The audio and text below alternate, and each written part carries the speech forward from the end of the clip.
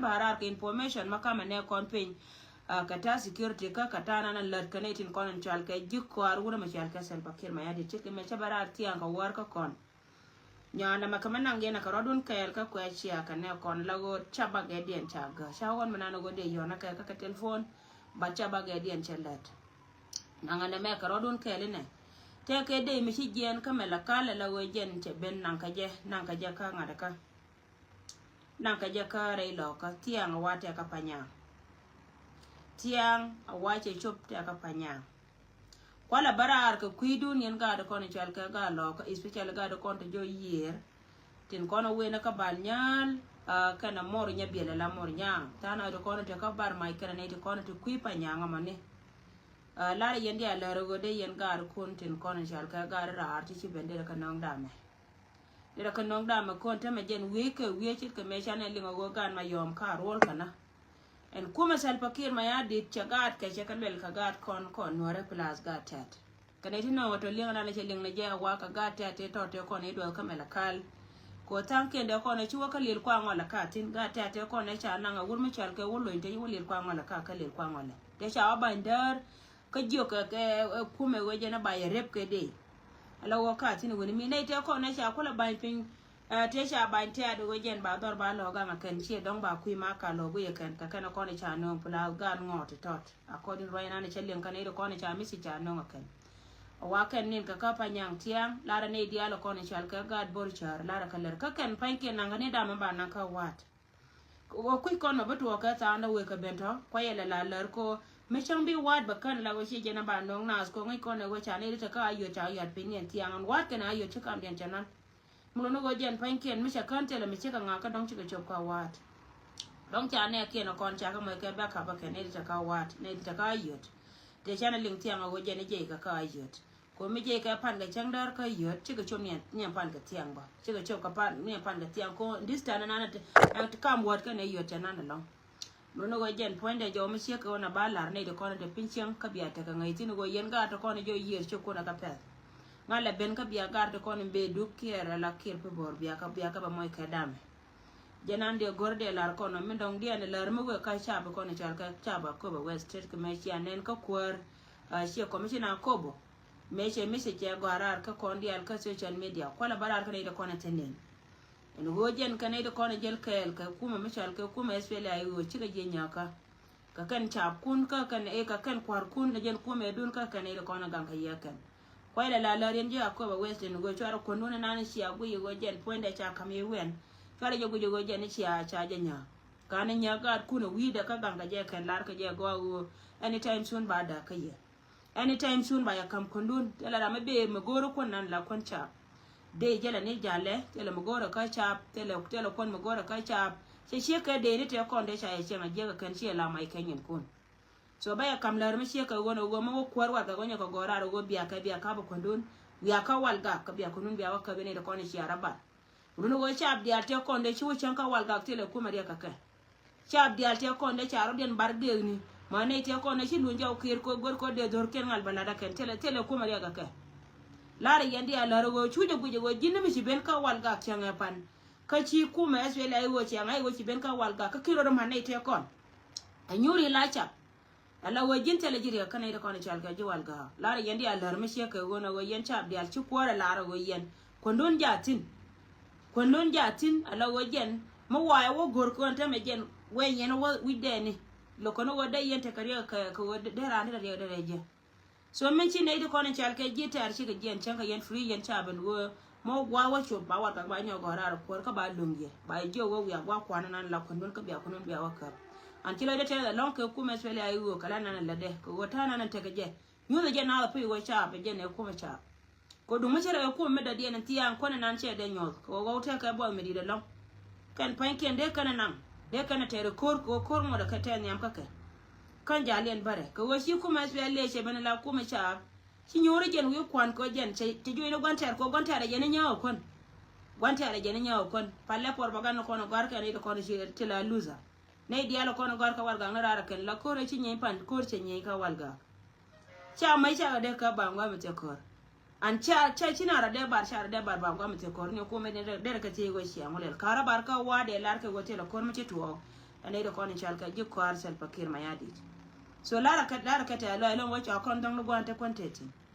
so ne tin kon chal ka ji ko chamwa te kon no ko kon kan karabar gwa manan bang no wide ne ngor ka lago ka kel ko kon ka wal ga ba ya da ko non tun yene da kon chal ka cha message ma jana no gora ba kam kon pula go dung ne tin kon nan ka da me ken ci gan ma yom ci ga joy no go ken ka kan ne tin kon ba nan gan ma yom county ci ga joy go kan ka ne da kon ba nan ka ba mat ga ta ci ga bar ga ta ci ga bar ci ga mar le ndi nti da kon cha ro yen mat ne da kon kwale choli ji ko ma sel ba kir ma yadi da kan bo re lo ko ku ti ngona mo tela ngona ma ko la jeng na makan ngai ngot ka banga bor sha long karo dien ka da che me chi tanken do wi ye ke tanken ben wana me ngode stiel ba lan nan lat ke kan ba yin lat ba long ka lane lar ni ye la ro yen gar dia ko to week ye pa de che kun ko be ka ben bi chuma na me ba waka ne do ko ne chal ka ji Uror county Uror county te ka chuma la ye che ke men sha barar pan che ro la nyan do me la nya loka ko ngai ta nan te ka kon te me ton mo gora ba ko la shi nda yen an chika chienda dia ko chienda cha tanken cha gato cha tanken tu ke kel ka lo tanken te ko ne chi nyor ke la gar kor ga lo ka cha wam jo ka yen ji kume to medan metana mala county me chal ka Uror county cha kam kume chalo no waje ne cha mon ka mana lo na cha kam kume lar ne yelar yene te ko na dam mo yerun ke ka ruai ne chi go yene te yen ga ji kor ka gar kun ka ne de ko ne be ka ye gar chienda re dia ka ne de kontingel ka ga lo ka baya la largo aye cha moy ka mai kale won ma chal ka gar kor ga lokal yama bela ye go kon ta kon ko kor ka mor kera ka jo wana na chelin tela mor ti nyen ka ye ka lawon ti nyen ka ye mi chiara de lere wo ye ne bia nyen ka na bia ra nyoka jen che me ti da ko ga nang dor che ko nang dor ma chal ka re jana wa ko lotin la refugees ka kan gan ma na ken kan ga nyan ka kor lar ni ye wo yen pan kun ye ne de kono wam ka gar kor ga lo yene da kono wam ka gar kor ga lo nga chi mo ro kono kono tin jel nga kane go jen chiga yen da mi chi me dan chero da lat ka pega wal mai tela ra mi chi yon ma tela lo mi chi ana ngai ka je chi mo ro kono go tela lo mi chi ana ga da kono chal ka ga chi da la ken chi cha yero mi chi lo ru wale dan ka ne ye yo agar kor ga lo ka bi sala de ka bi kalat dan ne ye yo wa kurnya miak chet kamen chali nga washi kurnya mi aga dola ka ye kurnya mi ak dola ka ye ka gor ko jen ba kam kom ka jongale an kom jongale mo wa kam kurnya mi aga pe ka dola ka ra ko chi pasta en ka je wojen ba kwanya la ko ka jongale chi pasta en ka je go ba kwanya la ko ka jongale me cha kon kwanya me dan kono kon nong bel wal changa ne bel wal tele ja ka Uror county kono kon nong piut la ma sur chwe tat pin tele ja ka Uror county wi mon gwan kan etas mo de yet konetin konen chal ka ga lo ko to konen te dor me chal ka Uror county yelarna ye cha na ka kuisi asin te tar ka no konde na kan ka gar ke yen ga lo ko to totin ba na kan gwana ngo yenati ka gar ku te bi lo chui tela gara no birana nang dol goro kan e di diality lar kan interest den muno go jen pone lar ye lar go jen ka jona ni shelling an go te ka telephone de be har ka kurnya mi ke pel ba tela ko ba kam je ka linga na linga je kan siya de nan la roda wana mo ba cha blocked tela koma ba kam jen kurnya mi agala wojen ba kula nang ne yaka bana yen ne da ko chal ka ji Uror mulo go yen ga tin ko nan chal ka ga Uror county aliya me roda chiriye ko yen kan yen wanka kan yen ti loka mulo go ne dia la ko ta gwa da ma ro shienda tele shienda to ngwane chi wojang ti kam la ka ta na cha de me la ka cha de me le wata shienda to ngwane chi wojang especially yen chenja na maro chibiri kaye ko liang na ne nyen kun tame joje wo yen pan kun cigar kor ga lo kor yam che nyure dun kane wur me chal ke kurnya mya an politique na dwai ka kan chi politique mbi yete politique mbi na ne ye politique mbi na ne ye ba la re jam ko tele gwa mba jene ye politique mbi na ne ye ko kan ga da ko ne je wikier kan ya rudian ka ga Uror kan kwar malisha ni dial ka kanante wiki yerembe kanai da kono ci benen tame ka lawrar nei da kono kapka walga ga ken kan yin kana pan ka lawrar ka ga loka ka Uror ka ga loka ka nyirol ka ga loka ka Koba West so ka kana kono ci lunjaw me ba kon ba moy kariya ga nei da kono to wana motin ci pel nei da kono ci pel ngan ma kwa content ne te dan kon chab loka ko ni ken me te ka ko re tele me cha lel ko re loka jandoro ngot kor gad ka tari jen re loka jandoro ngot ma gad ka piyere ngot ka ma ka ba ka jwal pi ne ti je ka ta ka kuma number mini ne ta ka kuma ka kon so kuma me ci pele kuma la long na jiran ka ro da ni ran mi ti ka mandan wal la taman la ka tarara la go ken tele ka budget because tell me kama ka kuma na ma ka wachira an goro wa ko ne bedetin we gwar chara je goro wa bayeto kai ya chada yen shenda ya chada dar mi chal ka ngada ka walje me da ne bokor mu ku yene we cheda ngar ko galo cheda gar ko galo ka na ma jo cheda ken ka wo chi ton wo chu na chu ka chu ka wuror me chi chu ka wuror chwa wat chwa lat ni ngwa de dan chu na chu ka roi cha wuror be chwa ka wuror ador chenda mi jika dial tega ku jan kwala de roye mo fune lien kon ji social media dial bar choka je ignore ko ngai ne go wo lo de kon chaka da shejen chwa wo chi tom ma joga lo ajien cho wo la wo jen point we dol kana che jien la wo we dol kana jo na wo do ra cha chwa ko kono ne kon ngai yene roye mi che ka wono lakin kono te ngai ne me were lo ko chune la ro ya kai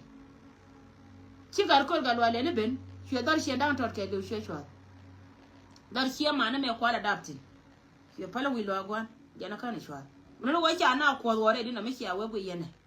tele mo ngota la wo jen kan kon ko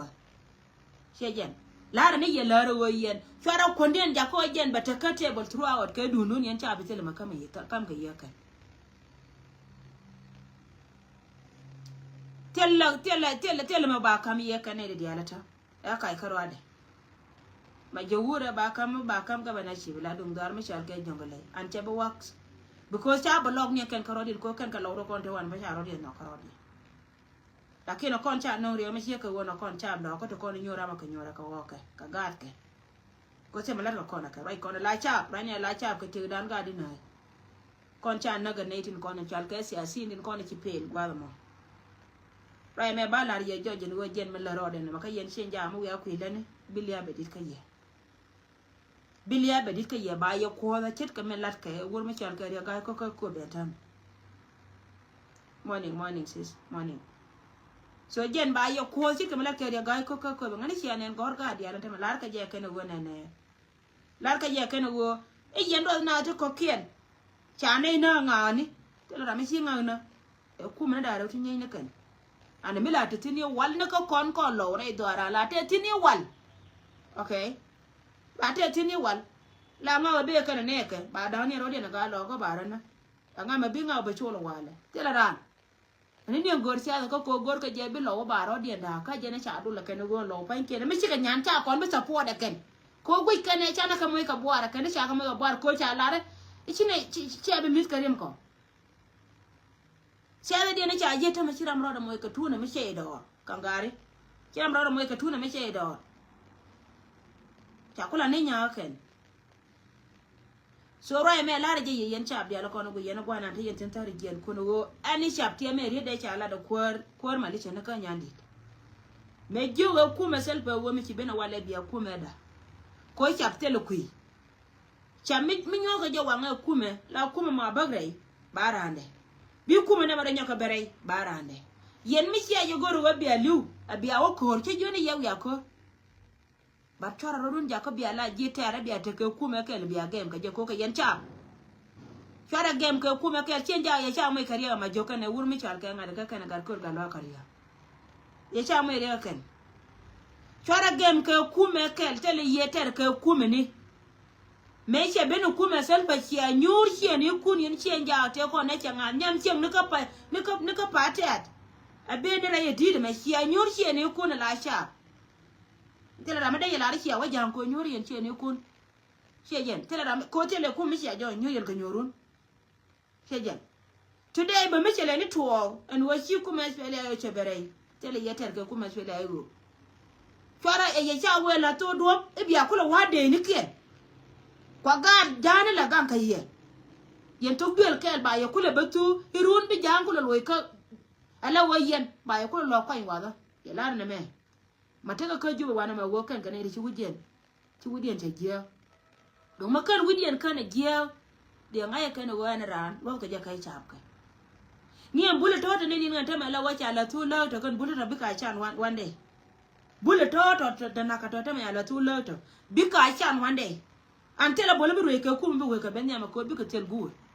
to ka kan ta ma la wo kan la ka nan ke I ga la ka yene ti go ka kon ji mala agat ke no kon cha mil cha ngi ken yes ka kon ai tu we je la ku yene la ne la bula lar te ne ko ro de ka ta karo de ka bi ka nori wo kan cha ka blind full ya sen ke la ken la ro la bol ala wo chen mi chal ke bol je number 1 chicken na one wo je ne to ka ne ke bi kon ku le te dan ko ri ni nyu kon ka do bad chicken ne chejen cha bul je ko wo kan panken kane ti bombo ante ba menen yena manan kare loka loko no ba kana daire ko kuma salbakir ma yadit 50% ka bul kuma salbakir ma yadit kane di kona lar ka je tana kere na ta kino bi la nore 50% ka bul an kan bul ta ka kan ga bul tila sorry an yoda ka kan ga mai nga ka likes ba ganta ka kan ga bul tila guardia ta kel ka kato chejen miluno go jene roi mi chike wona ta milingene nan kare loko no ba kana daire ko kan lar ka je cha jang ada kana wa cha jang abim no ma cha kana kan mina kare loko ci ga jane bor ci ga lok ci ga jane barka dal ci ga lok go kene we liu ba ka imalo ngome tar ka jinu le ngome tar ke cha ngo sia sin ke ne joj go ngome tar ka jinu ka gad ko te ko ne te ci wona wal mai ka ci woni sa ta yana kana ser kani ci mana gan kana gwana gan ci ka barar ci jang dual ko go kene go ba min ta ka ba kamra cha mu je kan ci wo ka gad bule min cha wudian cha yuza kan cha wa bana janga bi mun cholo mo bana ka cholo kan bam bom kene ti ko wo kan bom ka gad chol ga ngai ka lan ka kora kan cha wa bana ka chol ka lengo cha wa chol na ka kabul ka gad chol ga nang na ka cha ko mai ka mai lingo go hey ka ko ne ri chal ke ngada ka ko ne ri chal ke ter chuang hey ter chuang te gwa man ka te na ka jene ka bene dei nei chol ka na ga da biem nom te kon te cha na ga bul te na ka ken ka chuang ba chejen goro ba pelana ken ba ka lari ya go chejen chol ka na ga da biem nom ala janga biem nom te kon te cha ga buli cha kana kan kana mi jio me ku cha pe lo wa gan ma ne ken chol ro na go cha na ala go ne te kon te na ka chere me chi kana me chi gad buli kai chu kana goro go kan pan ken ba me da la me la ke gad buli chuang chu ko chuang ken ka tar ka ni chuang ni ran na ka but chi wur jonga chongo le today chu wude che use me look no ba ka bone look no go bi bul mi look no go bi bul bi ka mi anteme mi ci kuma salpakir ma yadi ko ga jebe pel ka jongale min cha pel ka no den jongale awane de kona ba kuma salpakir ma yadi ba ramtina ken ka gad bule annan ga ne ka lisi o ko ga jebe ko liu nan ga ne ka lis plus ga tat ka ga ne di al ko la gan morle ban morle ne pel ka ci ga bote ba lo ka gole bo ye me jena ko ga do arien ci adi ngo ko re da ne wadi ha change ko ro pucci ga nyenye ne nyinga karodian kanele kwa ni chalke morle ne ko tike wo wana ini nanga neni sane we pala na bang sejen so na ma politique lew gad bulli wa chola gad do arme chalke ngade ka kan bula ngai and tomorrow kan idi ala ti to ka gad bulli ti kan buka dong bi de wote ga bulli ko no be jo to ka gad bulli la wo to ka bom bulli ba chwa wato gele ba lede ba luang penye ba nyure chat bulbi ko nyore chat ko gwa me bena believe you me jira magu yinga ma bielar wande ori do meda nya ko la re nyando miti ka ngit bielar wande ori do me cha ko la meda nya mi chari nyando pa ko ti lar ko no ti shika bat mi ci lar ka social media che chaba run mo kwa chwa ngai go cha bom ne tu kan bulo ko ne nyama ba ga ya ko kan yos kan na ka an ran ka kan idi ala ko no te go kuma na mo yos kan ja ka sheje ran bom du kai chapo me cha chapo cha ka tim cha chu ko cha ka mo bat ko go ci bene ne di chuer tinen kan ko na ken ci kan nga jo na me bare da waje lar kan ne ko di nuore te di me ko lar me dan ka ba lar again and again di nuore te ko ne ya kon jo wur me shal ka yong me shal ka ngunde mbo ite ka me be na baba je gar ko na lan je shu ka wo ga baba je ken ka ken ngotin to ala wori mo na ma kan ni to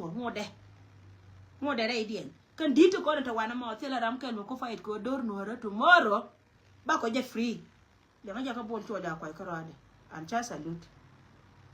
ti bol to la ro wona me ba to ko ti ga ko je bije mi je na ta loy dien na makanga lo ka ko ma da ka poda bi ka la kwai ka dor nuore bata nuore ko ke no tela ram la arje wo generation na be a ne wo ni je ka tela ram nyo wang jang ka ga dial ku ni le ka jani chenen ka lo nya kier a cha pa le la bar chone ter ba ke ma di fuck oh sorry ah lo nya kier charo de du nyam tel ba ke ma ya di chat nuore mo ka bo la wala woni le kan nyam tel ba ke ma ya di sisal ba la ko ka jino ba Sudan Kisal pa kir shala kot ka South Sudan. Imagine. Tela koran mo gorje ba kon kamera re ka menje na ta content. Lakin mi ciran mer karo ade yene dia la content to ko ne la ka ran la chara ne. Mo ko wali on gwa ma ngum bi gar ka lo benefit. Ko liya ku ma ka mi ci chop ne ta ma kana dia la content live today. Me liu ka chiet ku ma sa lo ken me adi de gar ke la ro me kuma. Tie yenta mani ne da kono ko ta ka gor te melel ka gar ke te melel ka gar ke te le melel ka gar ke wallahi changa ne me dong tid melel ka gar ke te la ja so ne di altin kon te liu ka ba araro la tie yen ga dia la kono kwala wala to la kan cham je kon dia araro da la tie ye go gan ma wa waliu ba gar kala ramanga kamen ko je benefit ko kor ko iter ka je ne ma ko wan ko ngum cha kam je men kam ga je ne da mai karo ade je no we je na kam ka je ka lakini ti dia la kono cha to lat ka South Sudan ko kanyin kene kan dia buka to an bo wori ang gira me manira me kan galam la pinna ma wo ku mo to mo ngai te cha mo we ben man gira me kan galam ya pinna chang mai ni redu bikale ni mara mata ka galam ko yo men moy kon ka chan mo nan chi mon me chan mo moy kon ka chan tel mala chang me rai wor me chal ka kwal ma nyang chang da ni used in kon la nyen South Sudan ke lezi de kala lezi ni di kaka na kana da kai te ka gan made ka da dai ku wan ta me la waje ne re gore balare ka ka de ba kan ta ina da security jene ka waila la dika ko kan pankiyan ta ka security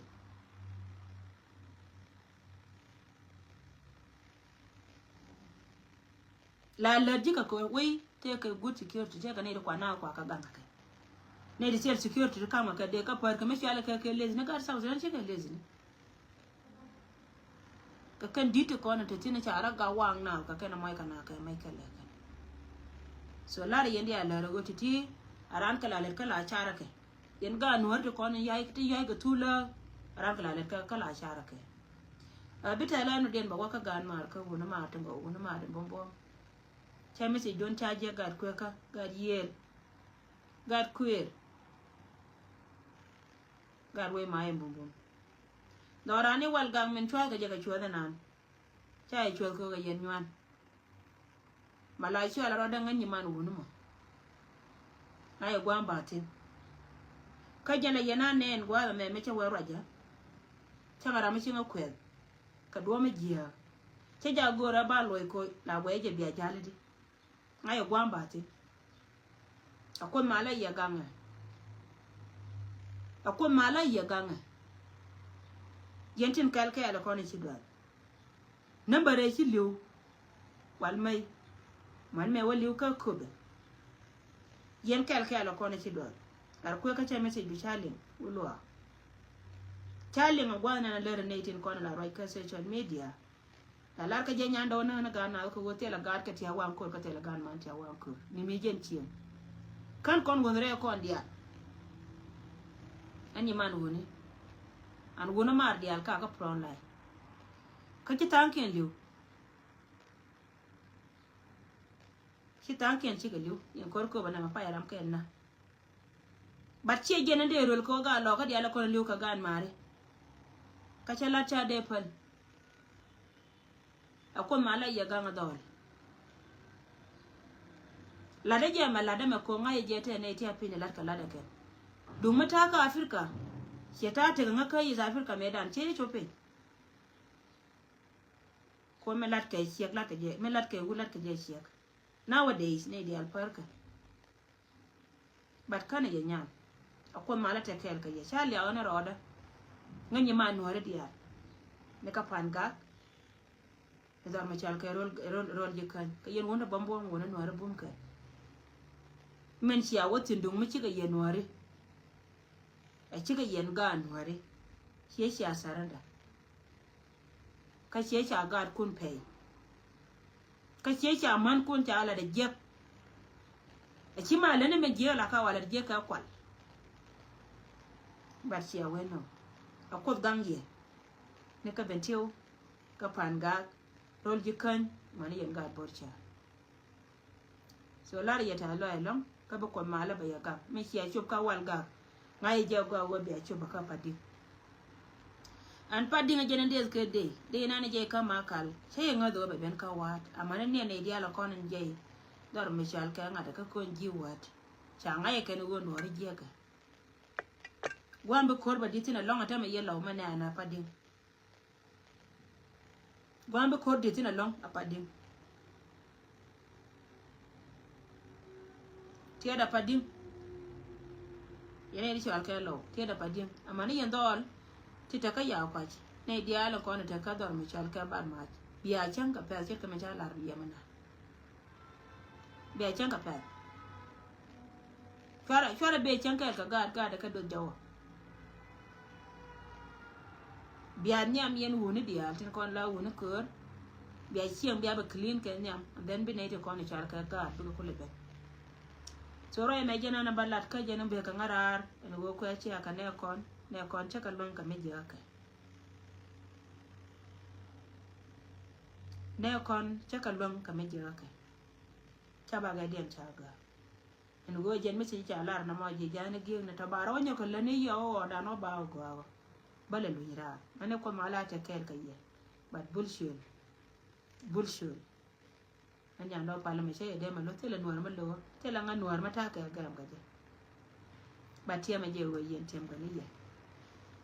ne dia la ko na ka te me chol ka ne ja biem no chol na ja biem no ko we gwar chi abulun jaw I know chi abulun jaw me che to le adi de dan ka pa jun me cha ga bula ai di ne ken je pe la ga lo ka wi ko da na nya la wi ka lo ka je long number e chwa na ka ele ne to ba ka ko be le ada ne to ka ko be te ga bul de che amane le ga pan chwa ga jano ko lo kwa je ken chu ga no re do te ya na nga ma ka je no gor ye ne teme wo ba kel ke la kon ba ko nyoko no bul chare jay tut ka wanan chiara bu longa chotin ta ga kun bu lo peti ni je mana na tut ka ga lo kana gure chala ngwen mai tui ai chiara bu long chot jay ni ke piel ga na ga ke ga ye arar ku ngala mir ka gole a dutel ba ke ma ya di mo wa ka ni ci ba wala ka be chobiru na mo wa duro gor ka ngada ka me kana ye gule ne dan me cha ye na ka chu ka jien chu wa ka biem no me cha bul na tele na ri chiben la go chi ara ko le je la jio ti yo ka na ka de yene jio mondo ne ti long yen kor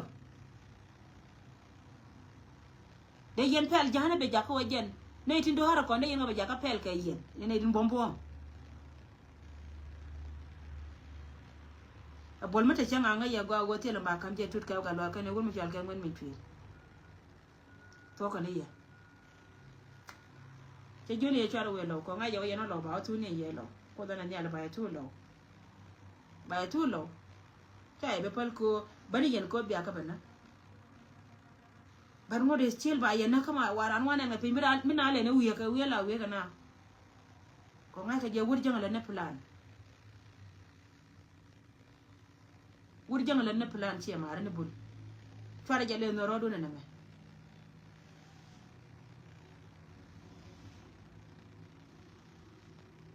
thank you ko mala ta kel ka ye ballo jira arba den o ba go kan roi ka ne kon